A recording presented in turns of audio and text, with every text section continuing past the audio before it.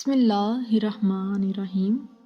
غار ہرا میں جب حضور نبی کریم صلی اللہ علیہ وآلہ وسلم پر پہلی مرتبہ وحی نازل ہوئی تو آپ صلی اللہ علیہ وآلہ وسلم پر کپکپی طاری ہو گئی۔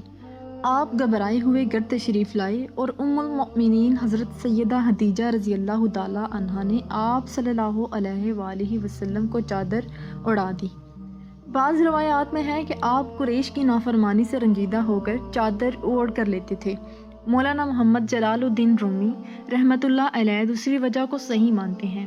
اس لیے اللہ عز و جل نے آپ صلی اللہ علیہ وآلہ وسلم کو یا ایھا المزمل یعنی کملی اوڑھنے والا کہا اور فرمایا گیا کہ آپ روح پوشی اختیار کریں گے تو لوگ گمراہی میں مبتلا ہو جائیں گے۔ آپ رات کو قیام کریں کیونکہ آپ شمع کی مانند ہیں اور شمع کا کام رات کو کھڑے رہنا ہے۔ آپ صلی اللہ علیہ وآلہ وسلم کے نور ہدایت سے ایک عالم روشن ہوگا، ورنہ روح جو کہ شیر کی مانند ہے وہ نفس سے جو کہ خرگوش کی مانند ہے مغلوب رہے گی۔ اور حضور نبی کریم صلی اللہ علیہ وآلہ وسلم امت کے لیے کشتی بان کی مانند ہیں، اور رہنمائی وہی کر سکتا ہے جو صاحب عقل ہو بالخصوص دریائی راستوں کا۔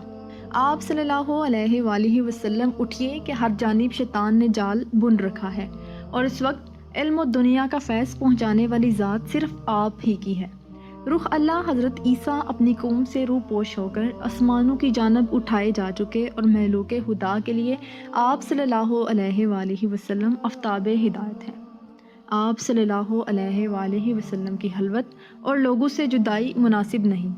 چاند آسمان پر اپنی سیر جاری رکھتا ہے اور کتوں کے بھونکنے سے وہ اپنی رفتار میں کوئی فرق نہیں آنے دیتا۔ آپ صلی اللہ علیہ وآلہ وسلم کے مخالف کتوں کی مانند ہیں اور ان کے بھونکنے سے آپ اپنا طرز عمل نہ بدلیں۔ قرآن مجید میں ارشاد باری تعالیٰ ہے کہ جب قرآن مجید کی تلاوت ہو تو خاموشی سے اسے سنو، اور یہ کتے اس حکم سے بہرہ بر ہیں اور وہ بھونکتے چلے جاتے ہیں۔ یہ عالم بیمار ہے اور آپ صلی اللہ علیہ وآلہ وسلم اس کے لیے شفا ہیں۔ مخلوق اندھی ہے اور آپ ان کے رہنما ہیں۔ آپ اپنے مخالفین کی وجہ سے اس کام کو ترک نہ کریں۔ حدیث شریف کے الفاظ ہیں کہ جس نے اندھے کی 40 قدم تک رہنمائی کی اس کے اگلے پچھلے تمام گناہ معاف کر دیے جائیں گے۔ آپ صلی اللہ علیہ وآلہ وسلم اس اندھی مخلوق کی رہنمائی کریں اور ان کو کتار در کتار کھینچ کر لے جائیں۔ آپ نبی آخر الزماں ہیں اور آپ صلی اللہ علیہ وآلہ وسلم ان کے سو کو خوشی میں بدل دیں۔ جو لوگ شک و شبہات میں مبتلا ہیں ان کو شک و شبہات سے نکال کر یقین کی منزل تک پہنچا دیجیے۔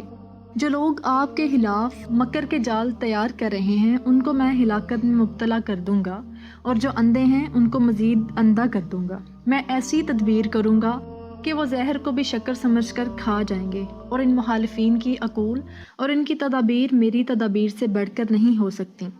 ان کا وجود میرے سامنے ایسے ہے جس طرح ایک نر ہاتھی کے مقابلے میں کمبل کا جھونپڑا۔ بروز محشر جب اسرافیل سور پھونکیں گے تو مردے اٹھ کھڑے ہوں گے، اور آپ صلی اللہ علیہ وآلہ وسلم یہاں اپنا سور پھونکیں اور وہ اپنی نبوت کا اعلان کریں اور مردہ دلوں کو ابدی زندگی عطا فرمائیں۔ حضور نبی کریم صلی اللہ علیہ وآلہ وسلم نے فرمایا کہ مجھے اور قیامت کو ملا جلا بھیجا گیا ہے۔ جس طرح قیامت حق اور باطل میں تفریق کرتی ہے، اس طرح میں بھی حق اور باطل کے درمیان تفریق پیدا کرتا ہوں۔ جس طرح قیامت کے دن مردے زندہ ہوں گے، اس طرح آپ صلی اللہ علیہ وآلہ وسلم کی بعثت سے مردہ دلوں کو زندگی حاصل ہوگی، اور یقیناً ایسا ہی ہوا۔ اگر ان معارف کے سننے کی اہلیت نہیں تو پھر ان کے بیان سے خاموشی بہتر ہے۔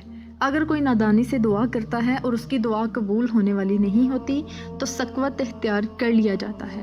مقام کا تقاضا یہ ہے کہ آپ صلی اللہ علیہ وآلہ وسلم کی سیرت کے پہلوؤں کو اجاگر کیا جائے کہ کملی سے اٹھ کر آپ صلی اللہ علیہ وآلہ وسلم نے کیا کیا، لیکن وقت کی گنجائش اس کی اجازت نہیں دیتی۔ آپ صلی اللہ علیہ وآلہ وسلم کی سیرت پاک کو بیان کرنے کے لیے عمر جادواں بھی ناکافی ہے۔ بہترین نیزہ باز سے بھی یہ کہا جائے کہ وہ گڑھے میں گھس کر نیزہ بازی کرے تو وہ بھی ذلیل و رسوا ہو جائے گا اور صحیح نشانہ نہیں لے سکے گا، کیونکہ اس کے لیے ایک وسیع میدان درکار ہے۔ بس معارف کا بیان تنگی وقت میں، اور وہ بھی عوام کے سامنے، اس کی بھی یہی صورت ہے۔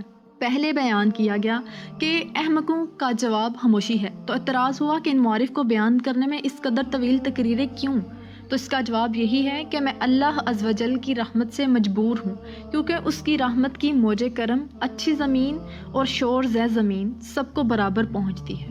مولانا رومی اس حکایت میں حضور نبی کریم صلی اللہ علیہ وآلہ وسلم پر پہلی وحی کے نزول کی کیفیت بیان کرتے ہوئے فرماتے ہیں کہ ہمارے لیے حضور نبی کریم صلی اللہ علیہ وآلہ وسلم کی ذات گرامی مشعل راہ ہے، اور آپ صلی اللہ علیہ وآلہ وسلم کو حق کے ساتھ مبعوث فرمایا گیا۔ آپ صلی اللہ علیہ وآلہ وسلم کی حیات مبارکہ پر گفتگو کرنے کے لیے ایک طویل مضمون درکار ہے، اور ہماری عمر اس کی اجازت نہیں دیتی۔